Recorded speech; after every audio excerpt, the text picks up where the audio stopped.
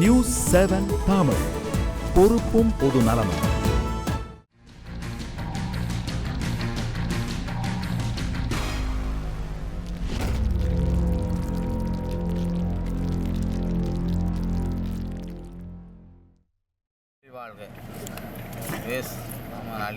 நீடூழி வாழ்க என காட்சியளிக்கிறார் மஹிந்த ராஜபக்ஷே.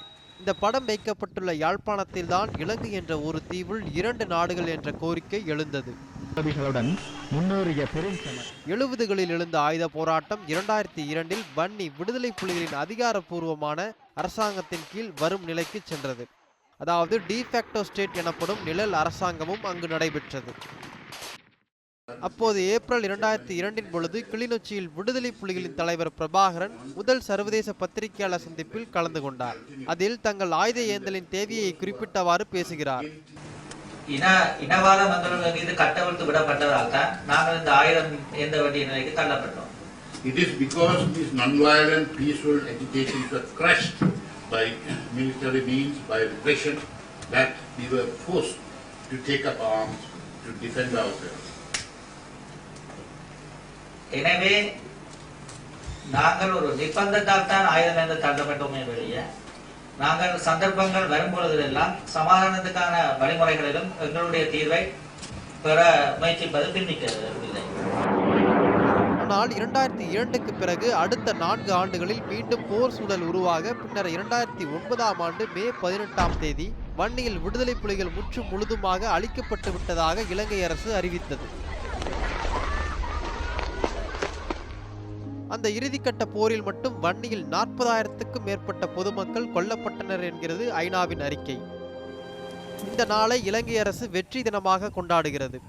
அதன் சான்றாய் உள்ள இலங்கை இராணுவத்தின் வெற்றி சின்னங்கள் தமிழர்கள் வாழும் பகுதி எங்கும் எழுப்பப்பட்டுள்ளன. இராணுவத்தின் வெற்றி அடையாளமாய் உள்ள நந்திக்கடல் 2009இல் பல்லாயிரம் மக்கள் கொல்லப்பட்ட இடமாக காட்சி தந்தது. இப்படி வெற்றி சின்னங்களோடு புத்த விகார்களும் தமிழ் பகுதிகள் எங்கும் அமைக்கப்படுகிறது. அதற்கு ஓர் சான்றுதான் யாழ்ப்பாணம் சம்பில் துறையில் உள்ள இந்த விகார்.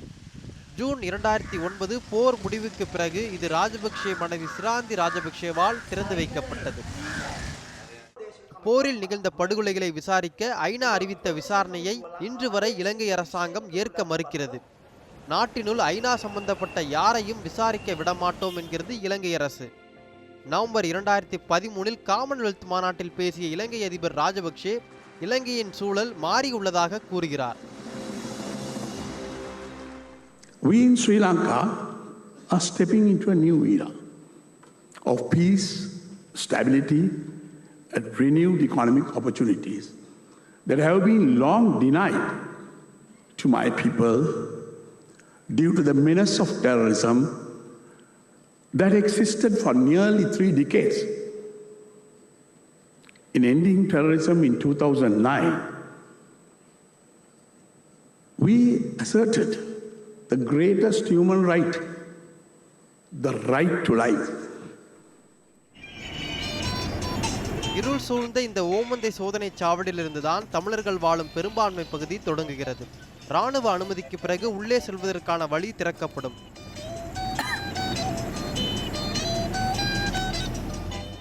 அந்த இரவிலும் வழியில் பெரும் அளவிலான இராணுவ வாகனங்கள் சுழன்றன. நான் மகா தமிழ் பிரபாகரன் போருக்கு பிறகான சூழலில் இந்த நிலத்தில் பயணித்த அனுபவங்களோடு வன்னியின் இப்போதைய நிலைமைகளுக்குள் சமீபத்திய சந்திப்புகளோடு நகர்கிறேன்.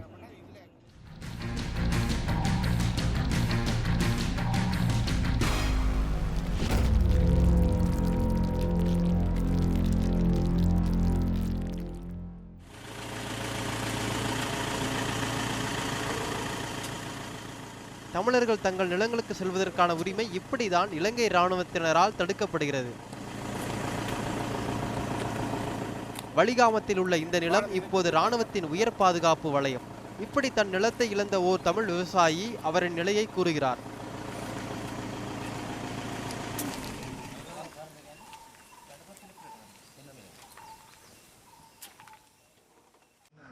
இப்போ நாங்கள் வெளிக்கிட்டு 25-26 வருஷமாகுது.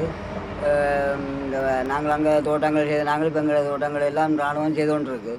ராணுவம் செய்கிறதால எங்களுக்கு பாரிய இழப்போட இருக்குது. ஏன்னா நாங்கள் தோட்டம் செய்கிறாண்டா ஒரு காணியம் துப்புரவு செய்து இவ்வளோ கூலி கொடுத்து மணால் எங்களுக்கு நாங்கள் இருக்கிறத கொடுத்துட்டு கஷ்டப்பட்டு இருக்கிறோம்.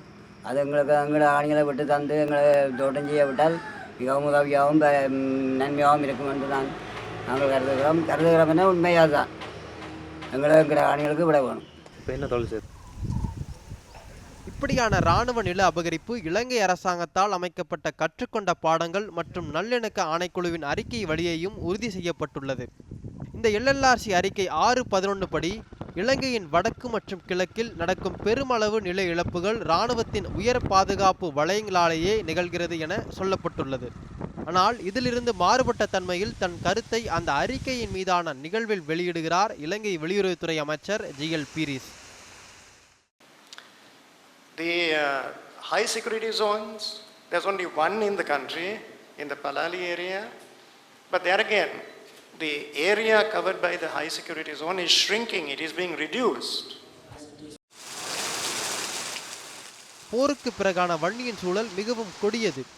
பசித்திருக்கும் வயிறுகள், இராணுவ கெடுபிடிகள், நில அபகரிப்புகள், பாலியல் வன்முறைகள், தொடரும் அச்சுறுத்தல்கள், தீர்வுக்காக ஏங்கும் மக்கள் என தமிழ் மக்கள் வாழும் நிலத்தின் துயரத்தை அடுக்கிக் கொண்டே போகலாம். இந்த நில இழப்புகளை எடுத்து கூறுகிறார் மனித உரிமையாளர் சுதர்சன குணவர்த்தன.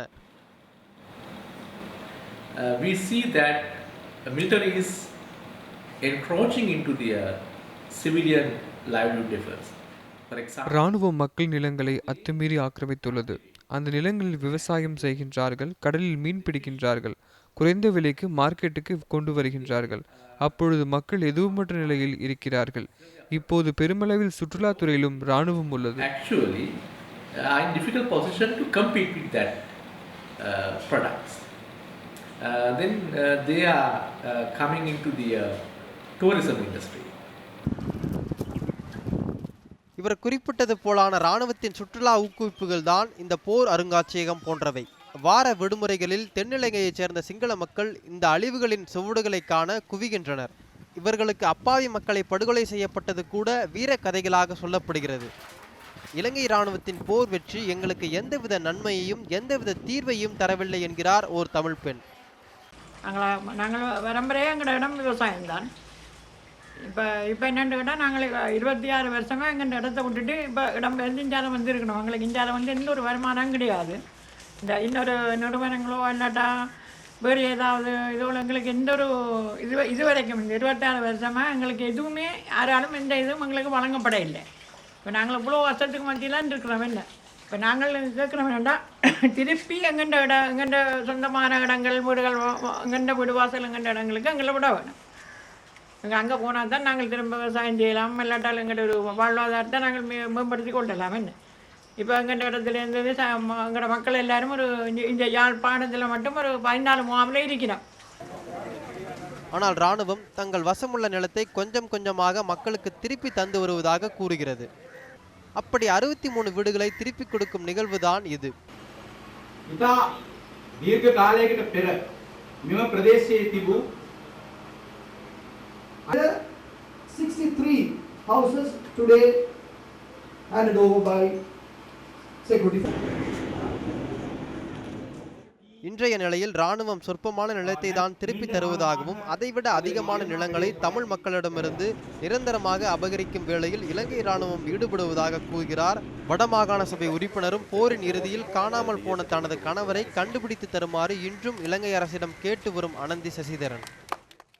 நில ஆக்கிரமிப்பு நான் விடுதலை புலிகளின் காலத்தில் உத்தியோகபூர்வமாக எந்த நிலங்களையும் பெற்றுக்கொள்ள ஆக்கிரமிக்க முடியாத இந்த அரசாங்கம் இன்று இராணுவத்திற்கு கடற்படையினருக்கு என்ற வகையில் சிங்கள குடியேற்றத்துக்கு என்ற வகையில் தனியாருக்கு சொந்தமான காணிகள் நாங்கள் அரச காணிகள் என்பதை மறுபக்கம் பார்த்து கொண்டு முதற்பக்கமாக தனியாருடைய காணிகள் ஆக்கிரமிக்கப்பட்டு கொண்டிருக்கின்றது. நான் உதாரணத்துக்கு என்னை கூறிக்கொள்ளலாம். 90ஆம் ஆண்டில் யுத்தத்தை சாட்டாக வச்சு வலி வடக்கிலிருந்து காங்கேசந்துறை பகுதியிலிருந்து எனது குடும்பத்தினருடன் வெளியேற்றின இலங்கை அரசாங்கம் கிட்டத்தட்ட 7500 குடும்பங்கள் அந்த காலப்பகுதியில் அந்த தொகுதியில் இருந்திருக்கின்றார்கள்.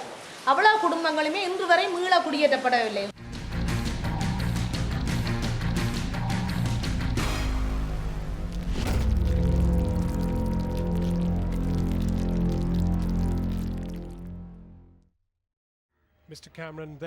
கடந்த காமன்வெல்த் மாநாட்டுக்கு இங்கிலாந்து பிரதமர் டேவிட் கேமரூன் வந்திருந்த பொழுது காணாமற் போனவர்களின் சொந்தங்கள் பெரும் கண்ணீர் போராட்டத்தை யாழ்ப்பாணத்தில் நடத்தினர். அதில் ஜெயக்குமாரி தனது மகனை கேட்டு மகளோடு அந்த போராட்டத்தில் கண்ணீர் மல்க நின்றார்.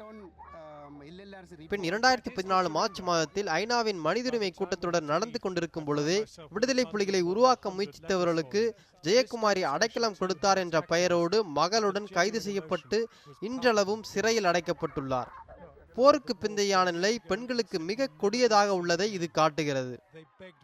இன்றளவில் 90,000க்கும் மேற்பட்ட தமிழ் விதவைகள் இலங்கையில் உள்ளனர். இப்படி நிலவி வரும் அசாதாரண சூழ்நிலைக்குள் சிங்களமயமாக்கல் இலங்கையின் வடக்கு கிழக்கில் வேகமாக நடக்கிறது. இலங்கை அரசின் கடந்த 50 ஆண்டுகால சிங்களமயமாக்கல் திட்டம் நிலமற்ற ஏழைகளுக்கு நிலம் கொடுப்பதன் பெயரில் நடைமுறைகளுக்குள் வருகிறது. அதன் நிலையை எடுத்து கூறுகிறார் இந்த சூழலுக்குள் பணியாற்றி வரும் பத்திரிகையாளர் வித்யாதரன். அடிப்படை இதுகளை உரிமைக்காக போராடுகின்ற ஒரு இனம் இல்லை. இது போன்ற ஒரு நிலையை வடக்கு கிழக்கிலே தமிழர்கள் தாயகம் வாழ்ந்த இடம் முழுத்தும் பரவலாக்கின்ற ஒரு திட்டம் தான் 48 இருந்து இன்றைக்கு வரை நடந்து கொண்டிருக்கிறது. நாங்கள் கிழக்கு மாநிலத்தை இழந்து விட்டோம், இப்போது வவுனியாவை இழந்து கொண்டிருக்கிறோம். அடுத்த கட்டமாக இராணுவ திட்டமிட்ட அடிப்படையிலே குடியேற்றங்கள் முருகண்டி வரை வந்துவிட்டன. யாழ்ப்பாணத்திலும் இதே மாதிரியான வேலை தான் முன்னெடுக்கப்படுகின்றது. இது வெளியே தெரியாது, ஒரு புற்றுநோய் மாதிரி கீழாலே நடந்து கொண்டிருக்கின்ற ஒரு பெரிய அழிவு வேலை. நான் நினைக்கிறேன் அடுத்த 25 வருடங்களுக்கு பின்னர் இது போகின்ற வேகத்தை பார்க்கின்ற போது இலங்கையிலே தமிழர்களுக்கென்று ஒரு தனியான தாயக பிரதேசம் இருந்தது என்பதை குறிப்பிட முடியாத அளவுக்கு சிங்களமயப்படுத்தப்பட்டுவிடும். எல்லைகளை ஆக்கிரமிப்பதன் வழியாக ஒட்டுமொத்த தமிழர்கள் வாழும் பெரும்பான்மை பகுதியை சீர்குலைப்பது இதன் மைய அம்சமாக உள்ளது. இதற்கு சான்று கிழக்கு பகுதியில் தமிழ் மக்கள் தொகை வீழ்ச்சியும் சிங்கள மக்கள் தொகையின் அதிகரிப்பும் தான். அடுத்த கட்டமாக இனியொரு உரிமைக்கான போராட்டம் தமிழ் மக்களிடமிருந்து எழக்கூடாது என்பதில் இலங்கை அரசாங்கம் உறுதியாக உள்ளதை அன்றைய போராளிகளின் நிலைமைகளிலிருந்து குறிப்பிடுகிறார் நாடாளுமன்ற உறுப்பினர் அரியேந்திரன். விசேட திட்டங்கள் எதுவுமே செய்யப்படவில்லை. வெறுமனே தென்பகுதிக்கு காட்டுகின்ற நடவடிக்கைகள், போர் செய்த படையினருக்கு காட்டுகின்ற கரிசனை என்பதை விட போரினால் பாதிக்கப்பட்டவர்களுக்கு அது காட்டப்படவில்லை. இதைவிட உங்களுக்கு தெரியும், கடந்த இறுதிப் போரின் போது புனர்வாழ்வு அளிக்கப்பட்டு ஏறக்குறைய 12,000 முன்னாள் போராளிகளை அவர்கள் தடுத்து வைத்து புனர்வாழ்வு கொடுக்கப்பட்டதாக கூறி இப்பொழுது விடுதலை செய்யப்பட்டதாக கூறுகின்றார்கள். ஆனால் அந்த விடுதலை செய்யப்பட்ட போராளிகளுக்கு கூட சுதந்திரமாக வீட்டில் இருக்க முடியாது. குறிப்பாக மட்டக்களப்பு மாவட்டத்தில் கூட தொடர்ச்சியாக அவர்களை பதிவு செய்கின்ற நடவடிக்கை, கண்காணிக்கின்ற நடவடிக்கை, அவர்கள் பின்னால் புலனாய்வு பகுதியில் அவர்களுக்கு பின்னால் செல்கின்ற நடவடிக்கை என்று தொடர்ந்து கொண்டிருக்கின்றது. அதன் காரணமாக அவர்களுக்கு சுதந்திரமான தொழில் வளங்கள் செய்கின்றவர்கள் கூட அவர்களை தொழிலுக்கு எடுப்பதற்கு மிகவும் அச்ச சூழ்நிலையில் இருந்து கொண்டிருக்கின்றார்கள். ஆகவே இவ்வாறான நிலை தொடர்ந்து கொண்டிருக்கின்றது. ஒவ்வொரு விதமாகவும் கட்டமைப்பு ரீதியிலான இனப்படுகொலை இன்றைய இலங்கையில் தமிழ் மக்களுக்கு நிகழ்ந்து கொண்டிருக்கிறது. பள்ளிகளும் அதற்கு விதிவிலக்கல்ல. இராணுவம் குவிந்த பகுதியில் பள்ளிகளில் தொடரும் பிரச்சனையை கூறுகிறார் சிலோன் டீச்சர்ஸ் அசோசியேஷனை சேர்ந்த ஜோசப் ஸ்டாலின். போர் முடிஞ்சும் கல்வியை மீண்டும் கட்டி எழுப்பதற்கான செயல்பாடுகள் குறையாக தான் இருக்குது. எங்களுக்கு போரால் எவ்வளவு பாதிக்கப்பட்டது. இப்போ சாதாரணமாக எடுத்துக்கொண்டால் முழு இலங்கைக்கும் ஒரு எக்ஸாம் தான் வைக்கிறது. இப்போ ஓ லெவல் எக்ஸாம்னு ஒரு எக்ஸாம் முழு இலங்கைக்கும், ஸ்காலர்ஷிப் எக்ஸாம் ஒரு எக்ஸாம், ஏ லெவல் எக்ஸாம் ஒரு எக்ஸாம் தான். அப்போ கொழும்புல ராயல் காலேஜில் இருக்கிற மாணவரும் வன்னியில் இருக்கிற மாணவரும் ஒரே எக்ஸாம் தான் ஃபேஸ் பண்ணுறாங்க. அப்போ ஒரே பேப்பர். அப்போ 2 பேருக்கும் வழங்குகிற கல்வி வித்தியாசமாக இருந்தால் அது பாரிய பிரச்சனையாக தான் இருக்கும். அதனால தான் நாங்கள் சொல்கிறோம், வளங்களை உடனடியாக வழங்க வேணும். பள்ளிகளில் மட்டுமல்ல, கோவில் போன்ற எல்லா பொது நிலையிலும் இராணுவம் சுற்றியுள்ளதை இந்த படங்கள் நமக்கு உறுதிப்படுத்துகிறது. யாழ்ப்பாணத்தின் மது விற்பனை தொடர்பான கணக்கெடுப்பு எப்படி போதைக்கு அடிமைப்படும் சமூகமாக தமிழ் சமூகம் மாறி வருகிறது என்பதை காட்டுகிறது. 2007ஆம் ஆண்டை காட்டிலும் இப்போது 4 மடங்கு அதிகமாகியுள்ளது மது விற்பனை. கடந்த முறை கிளிநொச்சியில் நடந்த இராணுவத்தின் கிறிஸ்துமஸ் விழாவிற்கு சென்ற பொழுது அங்கு இலவசமாக பீர் டீன்கள் கொடுக்கப்படுவதை கண்கூட கண்டேன். அப்படியான இராணுவ கொண்டாட்டத்தில் போதையோடு தான் இவர்கள் ஆடிக்கொண்டுள்ளனர். ஒரு சமூகத்தின் அறிவை மழுங்கடிக்க வேண்டுமெனில் அந்த சமூகத்தின் அறிவை அளிக்க வேண்டும் என்ற எண்ணத்திலேயே இப்படியான போதை மையம் ஊக்குவிக்கப்படுவதாக சொல்லப்படுகிறது. முன்பை விட தமிழ் சமூகம் மோசமான நிலைமைகளுக்குள் தள்ளப்பட்டுள்ளதாக கூறுகிறார் முன்னாள் வெளியுறவுத்துறை அமைச்சர் மங்கள சமரவீர.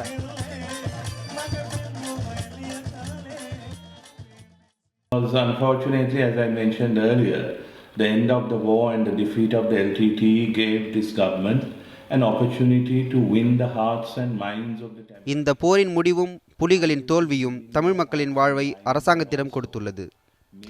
இவை தமிழர்களின் மனங்களையும் அறிவையும் ஒன்றிணைப்பதால் தான் வெல்ல முடியும். அப்பொழுதுதான் பொருளாதார வளர்ச்சி வரும். ஆனால் அரசு அதற்கு மாறாக செயல்படுகிறது.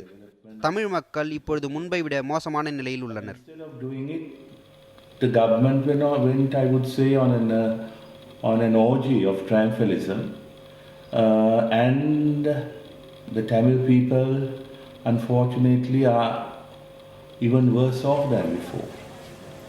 இலங்கையில் தமிழ் பத்திரிகையாளர்கள் நிலை மட்டுமல்ல, சிங்கள பத்திரிகையாளர்கள் நிலையும் மிக மோசமானது. அதற்கு கொல்லப்பட்ட லசந்த விக்ரமதுங்காவும் காணாமற் போன பிரகித் எக்னோல்டாவும் தான் சான்றுகள். தமிழர்கள் சிறுபான்மை இனம் என்று கூறும் இலங்கை அரசாங்கம் பத்திரிகையாளர்கள் படுகொலைகள் மட்டும் தமிழரிடத்தே பெரும்பான்மையாக நிகழ்வதை பற்றி வாய் திறப்பதில்லை. அவர்கள் புலிகள் என்பதை தவிர. 2009 போரில் செய்தி சேகரித்த தமிழ் பத்திரிகையாளர் ஒருவர் போரால் பாதிப்புகளுக்கு உள்ளான பத்திரிகையாளர்கள் நிலையை கூறுகிறார்.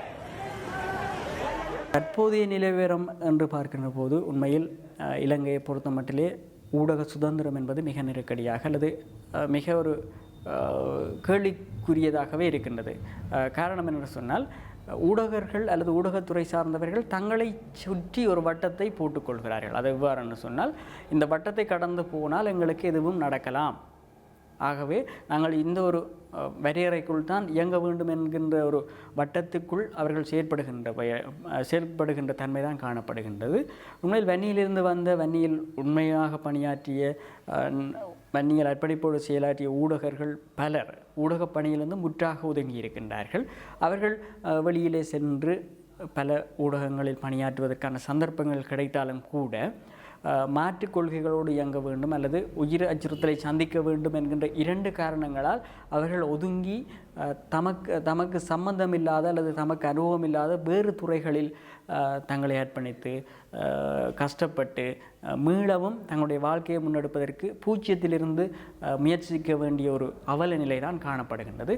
ஊடக சுதந்திரம் என்பது இன்னும் எத்தனை ஆண்டுகள் சென்றாலும் இங்கு வரும், இலங்கையில் வரும் என்பதற்கு எந்த நம்பிக்கையும் இல்லை. அரசியல் உரிமைகள் கொடுக்கப்படும் என்ற இலங்கை அரசின் மேம்போக்கான உரிமை பகிர்வு பேச்சும் 13வது சட்ட திருத்தத்தின் மூலம் தமிழ் மக்களுக்கான உரிமை கிடைக்கும் என்ற இந்தியாவின் அலங்கார பேச்சும் வெறும் வார்த்தைகளாகவே உள்ளன. வடமாகாண சபை தேர்தல், இழந்த நில உரிமை, போலீஸ் உரிமை என எதையும் வடமாகாண சபை முதலமைச்சரான CV விக்னேஸ்வரனுக்கு பெற்றுத்தரவில்லை. இந்த இறுக்கமான நிலைமையை குறிப்பிடுகிறார் பத்திரிகையாளர் வித்யாதர். அவர்களுக்கு மற்ற விடயங்களிலே அடிப்படை கட்டுமானங்கள், வீதிகள், போக்குவரத்துகள் எல்லாம் அமைக்கப்படுகின்றன, அதை நான் மறுக்கவில்லை. ஆனால் அவையெல்லாம் எங்களுடைய இனத்தை அடக்குவதற்கான கருவிகளாக பயன்படுத்தப்படுவதற்காக முன்னெடுக்கப்படுகின்றன என்பதுதான் தமிழினத்துடைய மிக மிக மோசமான ஒரு கவலை தரும் விடயம். போருக்கு முன்னர் நெருக்கடிகள் இருந்தன, போரின் போது நெருக்கடிகள் இருந்தன. ஆனால் எங்களுக்கு ஒரு நம்பிக்கை இருந்தது. அந்த போரின் பின்னே எங்களுக்கு ஒரு விடிவெள்ளி கிடைக்கும் என்ற நம்பிக்கை இருந்தது. இப்போது அந்த விடிவெள்ளிக்கான அடையாளமே இல்லாமல் போய் இது சமாதானத்துக்கான போர் என்பது போருக்கான சமாதானம் என காணாமற் போன சிங்கள பத்திரிகையாளர் பிரகித் கூறியவைதான் இன்றைய இலங்கை தொடர்பாக மீண்டும் மீண்டும் நினைவுக்கு வருகிறது. வடக்கில் நுழையும் வெளிநாட்டினர் விசா பெற்றாலும் இலங்கை பாதுகாப்புத்துறையிடம் அனுமதி வாங்க வேண்டும் என்பதுதான் இலங்கை உருவாக்கியுள்ள சமாதானம். இந்த ஆணையரவு சோதனை சாவடியைப் போல ஒட்டுமொத்த இலங்கையின் வடக்கும் கிழக்கும் இராணுவ சோதனை நிலங்களாகவே உள்ளன.